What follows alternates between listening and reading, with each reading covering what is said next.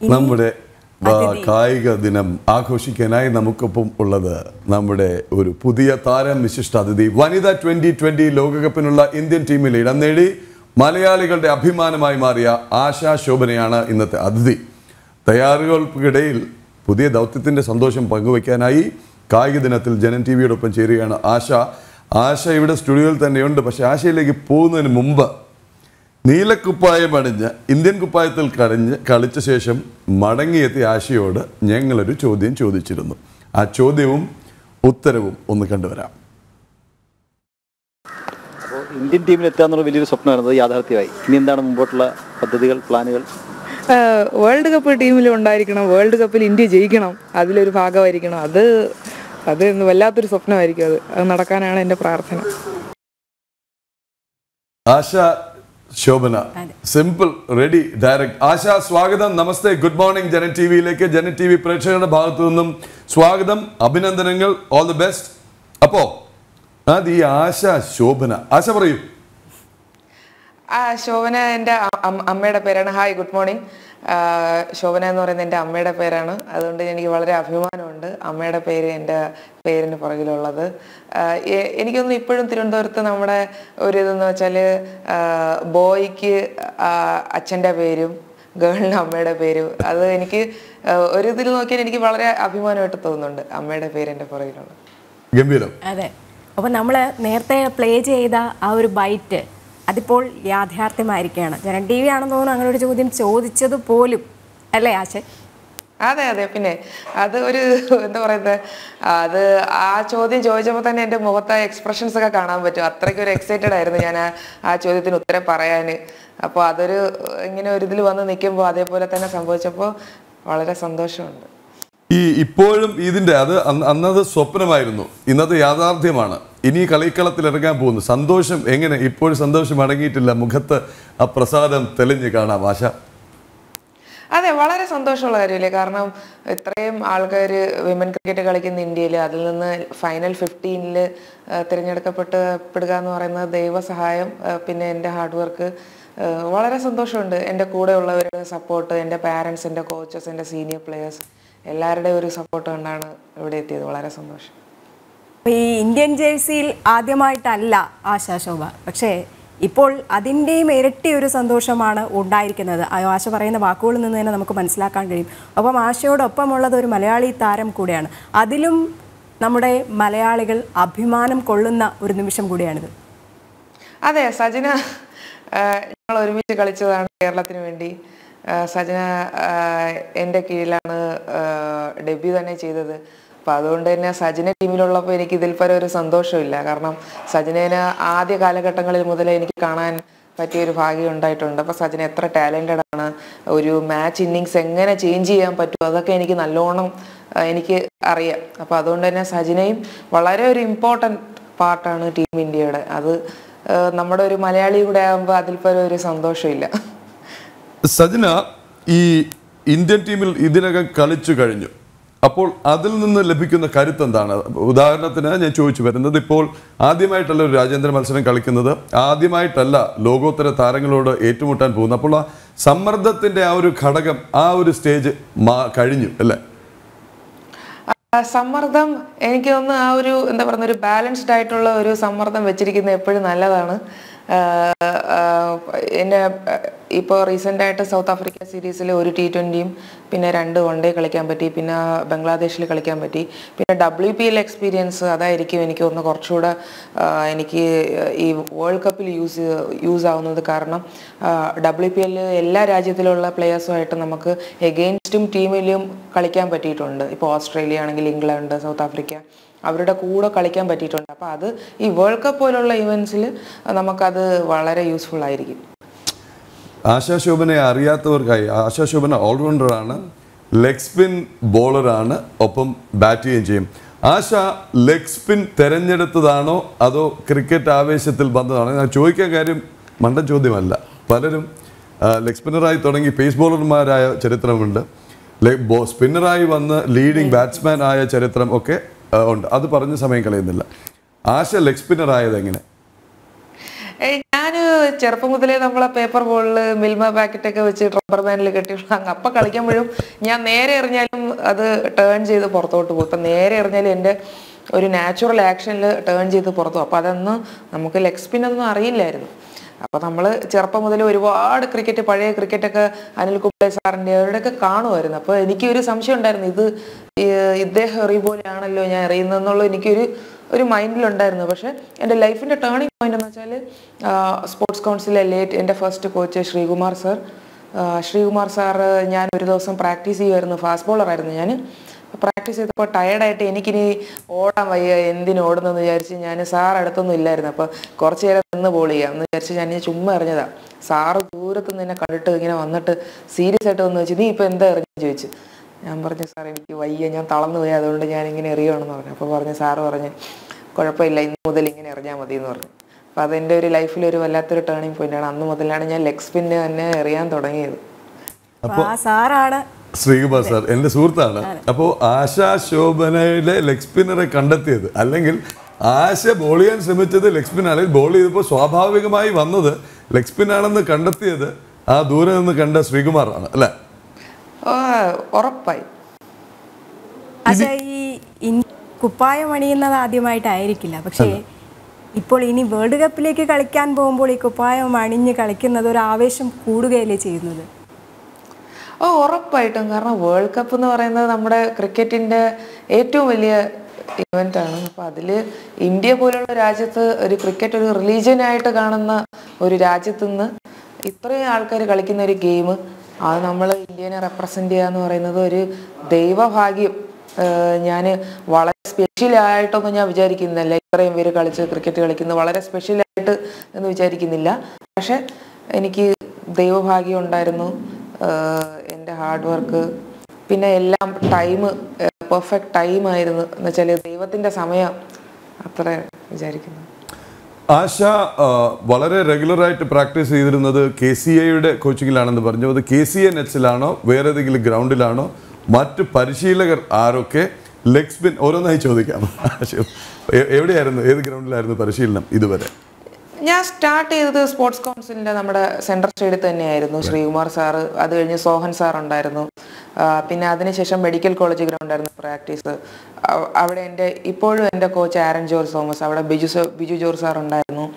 പിന്നെ വന്നിട്ട് ഇപ്പം ഞാൻ ഹൈദരാബാദിൽ coaching beyond next gen cricket academy, ആ 2 സ്ഥലത്തായിട്ടാണ് ഹൈദരാബാദ് പ്രാക്ടീസ് ചെയ്യുന്നത്.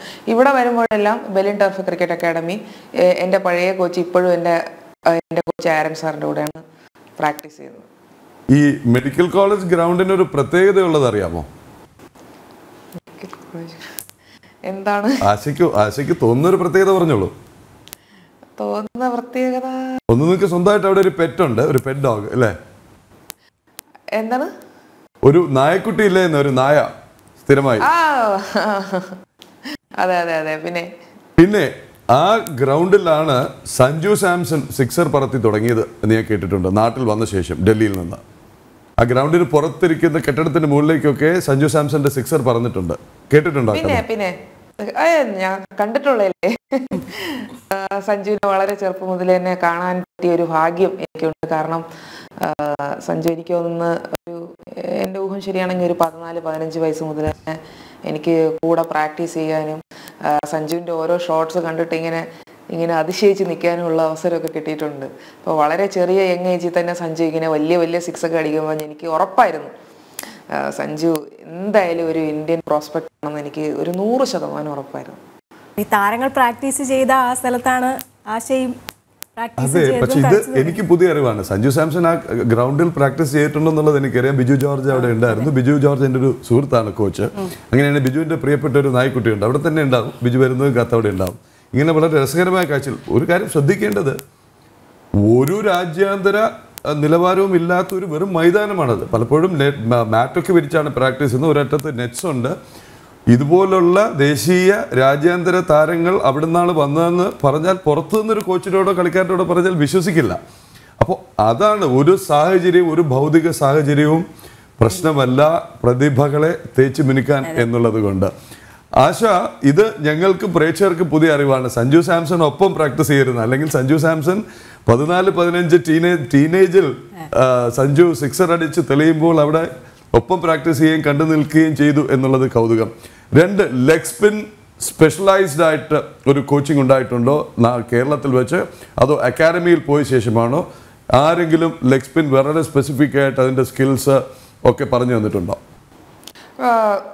എൻ്റെ ഒരു മാക്സിമം ക്രെഡിറ്റ് എൻ്റെ കോച്ച് ആരൺ സാറിനാണ് പോകേണ്ടത്. കാരണം വെച്ചാൽ സാറ് അതെ മിസ്റ്റർ ജോർജ് തോമസ് സാറ് വന്നിട്ട് എൻ്റെ ലെഗ് സ്പിന്നിൽ ഒരുപാട് എൻ്റെ യങ് ഏജ് മുതൽ തന്നെ ഞാൻ ലെഗ് സ്പിൻ എപ്പം മുതൽ ടേൺ ചെയ്തു അപ്പം മുതൽ തന്നെ സാറിന് എൻ്റെ മേലിൽ ഭയങ്കര ഹോപ്പ് ഉണ്ടായിരുന്നു. ലെഗ് സ്പിന്നിൽ ഞാൻ ഹയസ്റ്റ് ലെവലിൽ കളിക്കാൻ പറ്റും എന്നുള്ള ഒരു ഹോപ്പ് ഉണ്ടായിരുന്നു. അതുകൊണ്ട് തന്നെ സാറ് വളരെ എൻ്റെ കൂടെ നിന്ന് എൻ്റെ കൂടെ വർക്ക് ചെയ്തിട്ടുണ്ട്.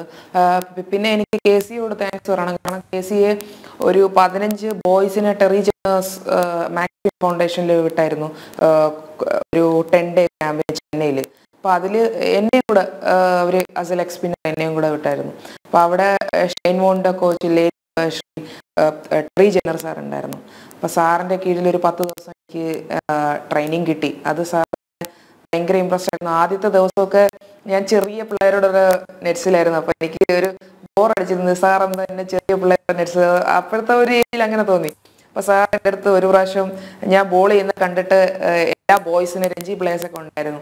അപ്പോൾ എന്നിട്ട് എല്ലായിടത്തും പറഞ്ഞു I want everybody to bowl like Asha എന്ന് പറഞ്ഞു. എന്നിട്ട് എന്നെ പേഴ്സണലായിട്ട് വിളിച്ചു പറഞ്ഞു princess if you bowl like this you can get 10 wicket also എന്ന് പറഞ്ഞു. അപ്പോൾ എനിക്ക് കണ്ണൊക്കെ നിറഞ്ഞ് എന്ത് പറഞ്ഞോന്ന് പറഞ്ഞുകൂടെ അതായിപ്പോയി. പിന്നെ അത് മാത്രമല്ല, ഒരാളുടെ താങ്ക്സ് പറയണത് ലക്ഷ്മൺ ശിവരാമകൃഷ്ണൻ സാറിനോടാണ്.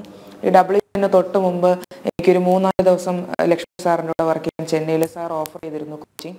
അപ്പോൾ എനിക്ക് അവിടെ പോയി ചെന്നൈയിൽ താമസിച്ച് 2-3 ദിവസം എനിക്ക് സാറിൻ്റെ കീഴിൽ പ്രാക്ടീസ് ചെയ്യാൻ പറ്റി. അത് എനിക്ക് വളരെ ഹെൽപ്പായിട്ടുണ്ട്. ആശയ്ക്ക് ഈ ക്രിക്കറ്റാണ് ജീവൻ എന്നുള്ളൊരു കാര്യം അറിയാം. കുഞ്ഞിലേ മുതൽ ക്രിക്കറ്റ് കളിച്ച് തുടങ്ങിയിട്ടുണ്ട്. പക്ഷെ അതിനും അപ്പുറം ജനങ്ങൾക്ക് അറിയാൻ കുറച്ച് ആഗ്രഹങ്ങൾ കൂടെ ഉണ്ടാവും. ആശയ്ക്ക് മറ്റെന്തെല്ലാം മേഖലകളിൽ കഴിവുണ്ട്, ഹോബീസ് എന്തൊക്കെയാണ്, മറ്റാഗ്രഹങ്ങൾ എന്തൊക്കെയാണ്, പാടുമോ, ഡാൻസ് കളിക്കുമോ, അങ്ങനെ ഒരുപാട് ചോദ്യങ്ങൾ വരുന്നുണ്ട്. ഡാൻസ് ഒരിക്കലും ഇല്ല, എനിക്ക് പറ്റില്ലാത്ത കാര്യമാണ്. പാട്ട് ചെറുതായിട്ട് ചുമ്മാ ഒരു മൂളിപ്പാട്ട് അത്രയൊക്കെ ഉള്ളൂ. പക്ഷെ എനിക്ക് ഡ്രോയിങ് ആണ് കുറച്ച് കൂടുതൽ ഇഷ്ടം. ഞാൻ പെൻസിൽ ഡ്രോയിങ് ചെയ്യും. പിന്നെ ഒരു മായ സോഫ്റ്റ്വെയർ കുറച്ചൊരു ഫിനിഷ് ചെയ്യാൻ പറ്റിയില്ല, അരീന ആനിമേഷനിൽ കുറച്ച് ചെയ്തിട്ടുണ്ട്. അതുകൊണ്ട് തന്നെ 3D മോഡലിംഗ് കുറച്ചറിയാം. അതൊക്കെ തന്നെയാണ് ഹോബി. ടൈം കിട്ടുമ്പോഴെല്ലാം കുറച്ച് ഡിജിറ്റൽ ഡ്രോയിങ്ങും സ്കെച്ചസ്, പിന്നെ കുറച്ച് ടൈം ഉണ്ടെങ്കിൽ മായ മോഡലിംഗ് കുറച്ച് ചെയ്യും, അത്രേ ഉള്ളൂ. അതാണ്. അപ്പോൾ ഈ ക്രിക്കറ്റുമായിട്ടൊക്കെ ആ കളിയുമായിട്ടൊക്കെ ബന്ധപ്പെട്ട് പോകുമ്പോൾ ഈ ഫ്രണ്ട്സിൻ്റെ കൂടെ അതെങ്ങനെയാണ്? ഫ്രണ്ട്സ് എനിക്ക് ലക്കിലി ഞാൻ എന്താ പറയുക, ആദ്യം ഒരു 2012 മുതൽ ഇന്ത്യ ക്യാമ്പ്സിലുള്ളതുകൊണ്ട് എനിക്ക് എല്ലാവരെയും നന്നായിട്ട് അറിയാം. അതുമാത്രമല്ല റെയിൽവേസിനാണ് കളിച്ചുകൊണ്ട് അതിലുള്ള ഓൾമോസ്റ്റ് ഇപ്പോൾ സ്നേറാന അങ്ങനെയുള്ള എല്ലാവരെയും നമ്മൾ ഒരുമിച്ചാണ് കളിച്ചത്. ഡൊമസ്റ്റിക് മുഴുവൻ ഒരു 5-6 വർഷം ഞങ്ങൾ ഒരുമിച്ചാണ് കളിച്ചത്. അതുകൊണ്ട് എല്ലാവരെയും എനിക്ക് നന്നായിട്ട് അറിയാം. പിന്നെ RCBയിൽ വന്നപ്പോൾ സ്മൃതി, റിച്ച അങ്ങനെയുള്ളവരൊക്കെ അറിയാം. അതുകൊണ്ട് തന്നെ എല്ലാവരുമായിട്ട് നല്ലൊരു റാപ്പാണ്. പിന്നെ സജിനയും കൂടെ ഉള്ളപ്പോൾ അതിന് എന്താ പറയുക, ഒരു ഇരട്ടി മധുരം എന്ന് പറയും പോലെ നമുക്ക് നമ്മുടെ ഭാഷ സംസാരിക്കാനുള്ള ഒരു അവസരം കിട്ടുക എന്ന് പറയുന്നത് ഒരു ഭാഗ്യമാണ്. ഇപ്പം തന്നെ പറഞ്ഞു നമ്മുടെ ഭാഷ സംസാരിക്കാൻ. അതെ, നമ്മുടെ താരങ്ങൾ മറ്റേ ഇന്ത്യൻ പുരുഷ ടീം പറയുന്നൊരു സംഗതിയുണ്ട്. ഈ വിദേശ പ്രത്യേകിച്ച് ഇംഗ്ലീഷ് സംസാരിക്കുന്ന ടീമുകളുമായി, അതല്ലെന്നുണ്ടെങ്കിൽ പാകിസ്ഥാൻ ഒഴികെയുള്ള ടീമുകളുമായി, അല്ലെങ്കിൽ പാകിസ്ഥാൻ ബംഗ്ലാദേശ് ഒഴികെയുള്ള ടീമുകളുമായി മത്സരിക്കുമ്പോൾ പരസ്പരം തന്ത്രങ്ങൾ പറയുന്നത് അടുത്ത ബോൾ എങ്ങനെ വേണം, അല്ലെങ്കിൽ അടുത്തൊരു സിംഗിൾ എടുക്കണം, അതല്ലെങ്കിൽ ഇവൻ ഓഫ് സ്റ്റംപിന് വെളിയിലെറിയും. വളരെ രസകരമായ ഒട്ടേറെ കമൻട്രിയിലൂടെ കയറി വന്നിട്ടുണ്ട്. അത് ശ്രദ്ധിച്ചിട്ടുണ്ടോ ആശ? പിന്നെ ഞാൻ ശ്രദ്ധിച്ചിട്ടുണ്ട്. നമ്മുടെ സഞ്ജു കീപ്പ് ചെയ്യുമ്പോൾ അശ്വിൻ ചേട്ടൻ ബോൾ ചെയ്യുമ്പോൾ തമിഴിൽ അങ്ങോട്ടും ഇങ്ങോട്ടും സംസാരിക്കുന്നത്, പിന്നെ സഞ്ജു നമ്മളെ മലയാളീസിനോടൊക്കെ സംസാരിക്കുന്നത്, അതൊക്കെ ഒരുപാട് കേട്ടിട്ടുണ്ട്. ഇവിടെ ഇതുപോലെ തന്നെ ഞാനും സജുവൊക്കെ ഒരുമിച്ച് കളിക്കുമ്പോൾ ആശിച്ചി അതാണ് ഇങ്ങോട്ട് മാറിയിക്കുക, അങ്ങോട്ട് മാറിയിക്കുക, സജു അടുത്ത ബോൾ ഇത് ചെയ്യണം എന്നൊക്കെ ഞങ്ങൾ വിളിച്ച് പറയാറുണ്ട്. അത് നല്ലൊരിതാണ്. പിന്നെ നമ്മൾ കുറച്ചുപേരെയൊക്കെ മലയാളത്തിലെ ഓരോ വാക്കുകളൊക്കെ ഇങ്ങനെ പറയാൻ വേണ്ടി പ്രേരിപ്പിക്കാറുണ്ട്. അവർ ട്രൈ ചെയ്യാറുണ്ട്. അതവർ ക്യൂട്ടായിട്ട് പറയുമ്പോൾ നല്ല രസമാണ്. അതെ, അതേ സമൂഹ മാധ്യമങ്ങളിലൊക്കെ വൈറലാകും നമ്മൾ കണ്ടിട്ടുണ്ട്. സഞ്ജു തന്നെ മലയാളം പഠിപ്പിക്കുന്നതൊക്കെ നമ്മൾ കണ്ടിട്ടുണ്ട്. രാജസ്ഥാൻ റോയൽസ് ക്യാമ്പിൻ്റെ വൈറലായ വീഡിയോസ് ആയിരുന്നു. ആശ, മറ്റൊന്ന് ഈ ക്യാമ്പിനെ കുറിച്ച് പറഞ്ഞു വന്നതിൻ്റെ ഇടയ്ക്കാണ് നമുക്ക് ഇടവേള പോകേണ്ടി വന്നത്. ലക്ഷ്മൺ ശിവരാമകൃഷ്ണനുമായി എത്ര ദിവസം ചെലവഴിക്കാൻ പറ്റി അത് കേട്ട ആവശ്യത്തിൽ നിൽക്കുകയാണ്. കാര്യം ലക്ഷ്മൺ അരങ്ങേറുമ്പോൾ ഈ രാജ്യാന്തര ക്രിക്കറ്റ് സമൂഹത്തിൽ ഞെട്ടിച്ചുകൊണ്ട് അരങ്ങേറുമ്പോൾ ഞാനൊക്കെ പഠിക്കുകയാണ്. അപ്പോൾ അതിങ്ങനെ കണ്ട് നിന്നിട്ടുള്ളതാണ് ആവേശത്തോടു കൂടി. എങ്ങനെയുണ്ടായിരുന്നു ലക്ഷ്മണും ആയിട്ടുള്ള ആ ഒരു എക്സ്പീരിയൻസ്? എത്ര ദിവസം ചെലവഴിച്ചു? എന്തൊക്കെയാണ് അവിടെ നിന്ന് കിട്ടിയ പാഠങ്ങൾ? സാർ എന്ന് പറയുന്ന ഒരു എന്താ പറയുന്നത് ഒരു ജീനിയസ് ആണ്, ഒരു ലെഗ് സ്പിൻ ജീനിയസ് ആണ്. അതിനെക്കുറിച്ച് അതിൽ താഴെ പറയാനൊന്നുമില്ല. അത്രയ്ക്കൊരു ജെന്യൂൻ ആയിട്ടുള്ള ഒരു പേഴ്സൺ ആണ്. പിന്നെ ഒരു ജീനിയസ് ആണ്, ബോളിംഗ് ലെഗ് സ്പിൻ്റെ ഒരു ജീനിയസ് ആണ്. അതുകൊണ്ട് തന്നെ എനിക്ക് വളരെയധികം കുറേ കാര്യങ്ങൾ പഠിക്കാൻ പറ്റി. പക്ഷെ അതൊന്നും നമുക്ക് അങ്ങനെ പറയാൻ പറ്റില്ല. എങ്കിലും അദ്ദേഹത്തിൻ്റെ എന്താ പറയുന്ന ആ ടെക്നിക്ക്, ആ ഒരു ഞാൻ ഇത്രയും ടേൺ ചെയ്യുന്ന ഒരു ലെഗ് സ്പിന്നറിനെ ഞാൻ എൻ്റെ കണ്ണിൽ എന്ന് വെച്ചാൽ ലൈവായിട്ട് എനിക്ക് ഓരോ ബോൾ എറിഞ്ഞ് കാണിച്ചു. സാധാരണ നമുക്ക് പറഞ്ഞു തരും ഇങ്ങനെ എറിയണം അങ്ങനെ എറിയും. പക്ഷെ സാറ് അത്ര എഫേർട്ട് ഇട്ടിട്ട് എനിക്ക് ഓരോ ബോളും പറഞ്ഞു തന്നിട്ട് അത് എങ്ങനെ എറിയണമെന്ന് എനിക്ക് ബോൾ ചെയ്ത് കാണിച്ചു തന്നു. അപ്പോൾ അത്ര എനിക്കൊരു ഭാഗ്യമായിട്ടാണ് ഞാൻ അത് കാണുന്നത്. ലക്ഷ്മൺ സാറിനെ പോലെയുള്ള ഒരാൾ ആ ഒരു ഡെബ്യൂ മാച്ചിലൊക്കെ അത്രയും തിളങ്ങി നിന്ന ഒരാളെ എനിക്ക് ബോൾ ചെയ്ത് കാണിച്ചു തന്നു. അതെനിക്ക് പറയുന്നത് തന്നെ വളരെ എനിക്കൊരു അഭിമാനമാണ്.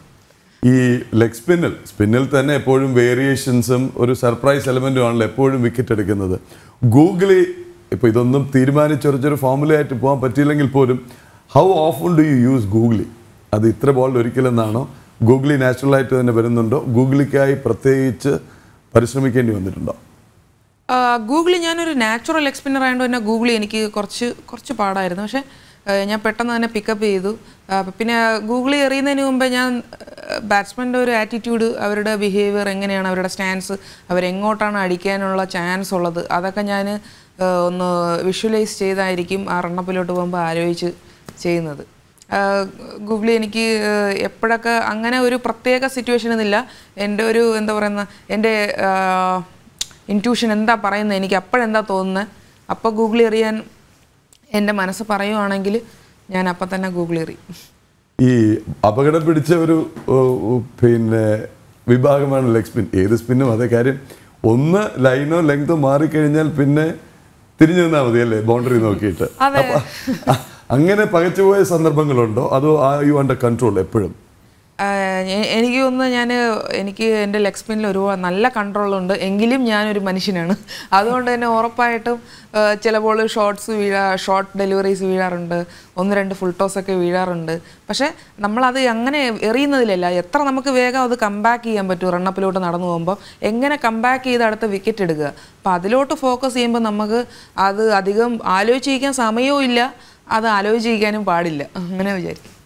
ഇപ്പോൾ ഈ ആശയായിട്ട് അറിയപ്പെട്ടത് വിമൺ പ്രീമിയർ ലീഗിലൂടെയാണ്. അത് വലിയൊരു കരുത്തായിട്ട് മാറിയിട്ടുണ്ട് അല്ലേ? പിന്നെ WPL കാരണമല്ലേ എന്നെ സജനേനെയും ഇപ്പം മിന്നുമണിയാണെങ്കിൽ കൂടെ എല്ലാവരും അറിഞ്ഞു തുടങ്ങിയത് WPLിലൂടെ തന്നെയാണ്. അപ്പോൾ ഞാനിപ്പോൾ ഇന്ത്യൻ ടീമിൽ വന്ന് എത്തി നിൽക്കുന്നത് WPL RCBയും അവരുടെ ആ ഒരു സപ്പോർട്ട് കാരണം മാത്രമാണ്. എല്ലാവരും കണ്ടു തുടങ്ങി. ഇപ്പോൾ എല്ലാവർക്കും മനസ്സിലായി ഇങ്ങനെ ഒരു ലെഗ് സ്പിന്നർ ഉണ്ട് കേരളത്തിൽ, ഇന്ത്യയിൽ. അപ്പോൾ അതുകൊണ്ട് തന്നെ എനിക്ക് WPL ആ ഒരു ഇത് വന്നതിൽ വളരെ എന്താ പറയുന്നത്, അതൊരു എൻ്റെ ലൈഫ് തന്നെ ചേഞ്ച് ചെയ്ത ഒരു വലിയൊരു ഇവൻ്റായിരുന്നു. ഈ ഇവിടുന്ന് നമ്മുടെ നാട്ടിൽ നിന്ന് ഒട്ടേറെ വനിതാ താരങ്ങൾ ഉയർന്നു വരുന്നുണ്ടോ? ഈ ആശയിൽ നിന്നും സജനയിൽ നിന്നുമൊക്കെ ഒരു ആവേശം ഉൾക്കൊണ്ട് ഇൻസ്പയർഡ് ആയിട്ട്? ഉറപ്പായിട്ടും. ഇപ്പോൾ നമ്മൾ നോക്കുവാണെങ്കിൽ പല WPL ട്രയൽസിനും നമ്മുടെ കേരളത്തിൽ നിന്ന് കുറേ പിള്ളേർ ഇപ്പോൾ ഈ വർഷമാണെങ്കിലും കഴിഞ്ഞ വർഷമാണെങ്കിലും ഉണ്ടായിരുന്നു. അതുകൊണ്ട് തന്നെ കേരള ക്രിക്കറ്റ് മുന്നോട്ട് തന്നെ പോയിക്കൊണ്ടിരിക്കുകയാണ്, ഒരടി പോലും പിന്നോട്ട് പോകുന്നില്ല. കാരണം പലർക്കും അറിയില്ല ആക്ച്വലി കേരള വിമൻ ടീം എന്ന് പറയുന്ന എല്ലാ വർഷവും ക്വാർട്ടർ ഫൈനൽ സെമി ഫൈനൽ വരെ പോകുന്ന ഒരു ഇന്ത്യയിൽ തന്നെ ഒരു ടോപ്പ് 6 ടീംസ് എടുത്താൽ അതിൽ വരുന്നൊരു ടീമാണ്. അത് പലർക്കും നമ്മുടെ നാട്ടിൽ ആർക്കും അറിയില്ല. അപ്പോൾ ഇന്ത്യയിൽ തന്നെ ഒരു ടോപ്പ് 6 ടീമിലുള്ള കേരള ടീം ഉറപ്പായിട്ടും അതിൽ പല പ്ലെയേഴ്സും ഇപ്പോൾ പേരെടുത്ത് പറയാനാണെങ്കിൽ നജില, ജോഷിത, അക്ഷയ, അവരൊക്കെ ഫ്യൂച്ചറിലെടുത്ത ഇന്ത്യ കളിക്കാനോ അല്ലെങ്കിൽ WPL വരെ ചാൻസ് ഉള്ള കുറച്ച് പ്ലെയേഴ്സാണ്. അത് ഞാൻ പറയുന്നതിനേക്കാളും നിങ്ങൾ ഇനി അടുത്ത വർഷമൊക്കെ നിങ്ങൾക്ക് അത് അറിയാൻ പറ്റും. ഇത് വളരെ വാലിഡ് ആയിട്ടൊരു പോയിന്റാണ് പറഞ്ഞത്. വനിതാ ക്രിക്കറ്റ് ആയതുകൊണ്ടാണ് ഇവരെ പലരും അറിയാത്തത്, ഇൻക്ലൂഡിങ് നമ്മൾ. കാര്യം പുരുഷ ക്രിക്കറ്റ്, ഈ പറയുന്ന ഡൊമസ്റ്റിക് ക്രിക്കറ്റ് ആണെങ്കിൽ പോലും കുറേയൊക്കെ പോയി നോക്കുക. അതൊന്നുമില്ലെങ്കിൽ പരിചയമുള്ള താരങ്ങൾ എങ്ങനെ പെർഫോം ചെയ്തു എന്ന് അറിയാനായിട്ട്. ഇത് നമുക്കും ഒരു പാഠമാണ്. പറഞ്ഞു കേട്ടല്ലോ, അടുത്ത വർഷം കാണണം എന്നുള്ളതാണ്. മാത്രമല്ല ഇത് ഉറപ്പാണ്, ഈ ആശയുടെയും സജനയുടെയും ഈ ഒരു എമേർജിങ് ഈ ഒരു സീനുണ്ടല്ലോ, ഇവർ ഭാരത് ടീമിലേക്ക് വരുമ്പോൾ വനിതാ ക്രിക്കറ്റ് ഫോളോ ചെയ്യാനുള്ളൊരു ആവേശം കേരളത്തിൽ കൂടും. ഇതല്ലെങ്കിൽ നമുക്കൊരു സഞ്ജു മാത്രമാണ് ഉണ്ടായത്. ഇപ്പോൾ ഇതല്ല, ഇപ്പോൾ 2 താരങ്ങൾ ലോകകപ്പ് കളിക്കുന്നു. അപ്പോൾ കേരളത്തിൽ നിന്ന് ഈ വനിതാ ക്രിക്കറ്റിന് തന്നെ ഒരു ഉത്തേജനമാണ്. കാര്യം കാണികൾ കൂടുന്നു, ടി വിയിലാണെങ്കിലും നേരിട്ടാണെങ്കിലും. രജനി എന്ത് ചോദിക്കണം? മുൻകാലങ്ങളിലെ പോലെ അല്ല ആശ. ഇപ്പോൾ ഈ കായിക ലോകത്തിന് തന്നെ നമ്മുടെ ഭാരതം നൽകുന്ന ഒരുപാട് സംഭാവനകളുണ്ട്. അപ്പോൾ പരാജയപ്പെട്ടു വന്നിരുന്നാലും വലിയ പ്രോത്സാഹനം നൽകുന്ന ഒരു പ്രധാനമന്ത്രിയാണ് നമുക്കുള്ളത്. അത് നമ്മൾ നേരത്തെ കണ്ടതാണ്. അതുപോലെ തന്നെ ഈ വനിതാ ക്രിക്കറ്റിലും ഇപ്പം നിങ്ങൾ വന്നിരുന്നാലും മറ്റ് ആര് ജയിച്ച് വന്നു കഴിഞ്ഞിരുന്നാലും അതേ ഒരു പ്രോത്സാഹനം തന്നെ നൽകുന്നുണ്ട്. വലിയൊരു മാറ്റത്തിൻ്റെ പാതയിലൂടെയാണ് ഈ കായിക ഭാരതം മാറിക്കൊണ്ടിരിക്കുന്നതെന്ന് തന്നെയല്ലേ നമുക്ക് പറയണത് ഈ ദേശീയ കായിക ദിനത്തിൽ. ഉറപ്പായിട്ടും ഇപ്പോൾ നമ്മുടെ ഒളിമ്പിക്സിൽ നമുക്ക് ഒരു മെഡൽ കുറഞ്ഞെങ്കിൽ കൂടെ നമ്മൾ ഹോക്കിയിൽ വർഷങ്ങൾക്ക് ശേഷം ഒരു വെങ്കല മെഡൽ കിട്ടുക എന്ന് പറഞ്ഞാൽ അതൊരു എന്താ പറയുന്നത്, ഒരു ചെറിയ കാര്യമല്ല. അതിൽ നമ്മുടെ ഒരു മലയാളിയാണ് അത് ഓപ്പോസിഷൻ്റെ ഗോളൊക്കെ സേവ് ചെയ്ത് ഒരു വൻ മതിലിനെ പോലെ നിന്ന് പറയുമ്പോൾ ഭയങ്കര അഭിമാനം. നമ്മളൊക്കെ ആ ഹോക്കി അത് ഫോളോ ചെയ്യുമ്പോഴിങ്ങനെ ഓരോ സെക്കൻഡും ഇങ്ങനെ നെഞ്ചിടിപ്പ് ഉണ്ടായിരുന്നു. അത് അത്രയ്ക്ക് നമ്മളത് ഫോളോ ചെയ്ത ഒരു മാച്ചായിരുന്നത്. അതിലൊക്കെ വളരെ അഭിമാനമുണ്ട്. ഓഫ് കോഴ്സ് വേറെ എല്ലാ ഗെയിമും നോക്കിയാലും ഇപ്പോൾ ക്രിക്കറ്റ് മാത്രമല്ല എല്ലാ ഗെയിമും മുന്നോട്ട് തന്നെ പോവുകയാണ്. നമുക്ക് ഷൂട്ടിങ്ങിൽ അധികം നമുക്ക് മെഡൽസ് കിട്ടിയിട്ടില്ല. പക്ഷേ ഈ വർഷം നോക്കുവാണെങ്കിൽ വളരെ അധികം മെഡൽസ് 3 മെഡലിൽ കൂടുതൽ നമുക്ക് കിട്ടിയിട്ടുണ്ട്. അപ്പോൾ അതൊക്കെ നമ്മൾ ഒരു സ്പോർട്സിൽ ഇന്ത്യൻ സ്പോർട്സിലെ ഏരിയാസ് കുറച്ചുകൂടെ വൈഡായിട്ട് ഓപ്പൺ ആവുന്നുണ്ട് എന്ന് കാണിക്കുന്ന ഒരിതാണ്. അത് വളരെ ഒരു നല്ല ഇമ്പ്രൂവ്മെൻ്റ് ആണ്. ഇനി ഫ്യൂച്ചറിലും പല ഗെയിംസിലും നമുക്ക് ഇനിയും ഒരുപാട് മെഡൽ കിട്ടുമെന്ന് എനിക്ക് വളരെ ഉറപ്പുണ്ട്. ഏതായാലും വളരെയധികം സന്തോഷം. ഒരു കാര്യം കൂടി, ബാറ്റിംഗ് നാച്ചുറലായി അറ്റാക്കിംഗ് ബാറ്റ്സ് വുമൻ ആണോ, ബാറ്ററാണോ? ഇനി മാനും വുമനും ഒന്നും വേണ്ട തീരുമാനിച്ചിരിക്കുക, ബാറ്റർ? അതെ, ഞാൻ ഡൊമസ്റ്റിക്കിൽ ടോപ്പ് ഓർഡർ ബാറ്റാണ്. ഇങ്ങനെ നമ്മുടെ WPL ഇന്ത്യൻ ടീമിലൊക്കെ വരുമ്പോൾ അറിയാമല്ലോ, നമുക്ക് 7 ഡൗൺ വരെ പ്രോപ്പർ ബാറ്റേഴ്സ് ഉണ്ട്. അപ്പോൾ അതുകൊണ്ട് ലോവർ ഓർഡർ ആണ്. അല്ലെങ്കിൽ ഡൊമസ്റ്റിക്കിൽ ഞാൻ ടോപ്പ് ഓർഡർ കേരളത്തിനാണെങ്കിലും റെയിൽവേസിലാണെങ്കിലും പോണ്ടിച്ചേരിക്കാണെങ്കിലും കളിച്ചപ്പോഴെല്ലാം ടോപ്പ് ഓർഡറിലാണ് ബാറ്റ് ചെയ്തത്. അപ്പം ഒരു കാര്യം നമ്മളിവിടെ പറയേണ്ടതുണ്ട്, മലയാളികളുണ്ടെങ്കിൽ വേൾഡ് കപ്പ് കിട്ടിയിരിക്കും എന്ന്. തീർച്ചയായിട്ടും ധാരാളം ആശംസകൾ വരുന്നുണ്ട് ആശയ്ക്ക്. പക്ഷേ ഈ സമയക്കുറവ് മൂലം അതെല്ലാം വായിക്കാൻ പറ്റുന്നില്ല. അജിത് ഭാസ്കർ തൊട്ട് ഒട്ടനവധി പേർ ആശംസ നേരിടുന്നുണ്ട്. ഇങ്ങനെ ആശയെ പോലുള്ള താരങ്ങളെ പ്രേക്ഷകർക്ക് പരിചയപ്പെടുത്തിയതിൽ സന്തോഷം പ്രകടിപ്പിക്കുന്നുണ്ട്. ആശ, ഞങ്ങളുടെ ഭാഗത്ത് നിന്ന്, ഞങ്ങളുടെ എൻ്റയർ ടീമിൻ്റെ ഭാഗത്ത് നിന്ന്, ടീം ജനത്തിൻ്റെ ഭാഗത്ത് നിന്ന്, പ്രേക്ഷകരുടെ ഭാഗത്ത് നിന്ന് ആശംസകൾ. വിജയിച്ചു വരിക, വിജയിച്ചാലും ഇല്ലെങ്കിലും പോരാടി വരിക. തിരികെ വീണ്ടും നമുക്ക് ഇതേ ഫ്ലോറിൽ ലോകകപ്പിന് ശേഷം വീണ്ടും ഒരിക്കൽ കൂടി ആ അനുഭവവും ആ സന്തോഷവും അവിടെ നേരിട്ട പരീക്ഷണങ്ങളും ഒക്കെ നമുക്ക് വീണ്ടും പ്രേക്ഷകരുമായി പങ്കുവയ്ക്കണം. All the best Asha. Thank you so much. എന്നെ ഇവിടെ സ്റ്റുഡിയോയിലോട്ട് എന്നെ ഇൻവൈറ്റ് ചെയ്തു. ഇത്രയും നല്ലൊരു സിമ്പിളായിട്ട് എന്നെ അധികം എന്താ ഒരു ട്വിസ്റ്റിംഗ് ചോദ്യങ്ങളൊന്നും ചോദിക്കാതെ എന്നെ നല്ല ചോദ്യങ്ങൾ ചോദിച്ചു. എനിക്ക് വളരെ ഇഷ്ടമായി. വളരെ thanks. All the best Asha. Thank U. അതാണ് ആശ. കൃഷ്ണരാജാണ് ഈ ആശയം മുന്നോട്ട് വെച്ചത്. നിഖിൽ, നമ്മുടെ സ്പോർട്സ് ലേഖകൻ നിഖിൽ നടത്തിയ അഭിമുഖത്തിലെ ഭാഗമാണ് നമ്മൾ ആദ്യം കാണിച്ചത്. അപ്പോൾ കൃഷ്ണരാജ് തന്നെ എപ്പോഴും പറയാറുണ്ട്, ആശ റെഡിയാണ്, സിമ്പിളാണ്, സ്മാർട്ടാണ്.